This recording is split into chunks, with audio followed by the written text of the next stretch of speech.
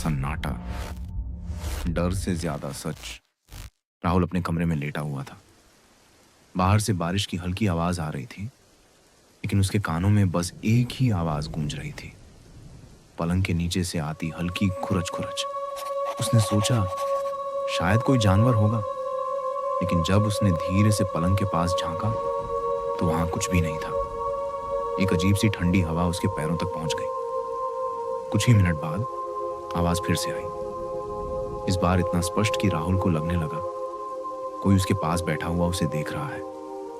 उसकी सांसें तेज होने लगी और पसीने की बूंदें उसके माथे पर उतरने लगी। उसने लाइट ऑन की, लेकिन कमरे में सिर्फ उसका अकेला खड़ा साया ही दिखाई दिया। पलंग के नीचे झांकते हुए उसकी नजरें थम गईं। 2 हफ्ते पहले राहुल को यह अपार्टमेंट मिला था। वह शहर के भीड़ भाड़ से दूर अकेले रहना चाहता था। शुरुआती दिन तो सामान्य थे, लेकिन हर रात कुछ न कुछ अजीब घटता। कभी किताबें अपने आप गिर जाती, कभी पानी का नल खुद खुल जाता। लेकिन आज की रात कुछ अलग थी। पलंग के नीचे एक अजीब सी परछाई हिल रही थी।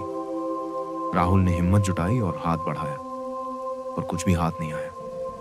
तभी उसकी आंखों के सामने परछाई ने धीरे से सिर उठाया और वह देख पाया कि यह कोई इंसान नहीं, बल्कि एक फीकी धुंधली आकृति थी।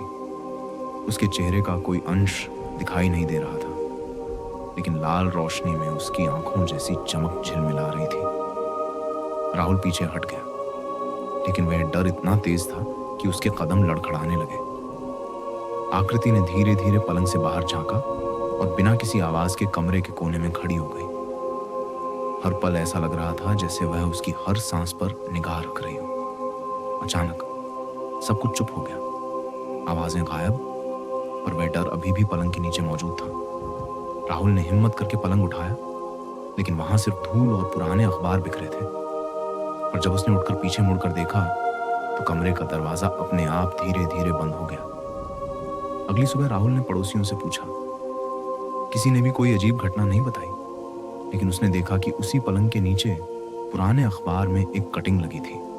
इस पर लिखा था, जो नीचे बैठे डर को देख सके वह कभी अकेला नहीं रहता।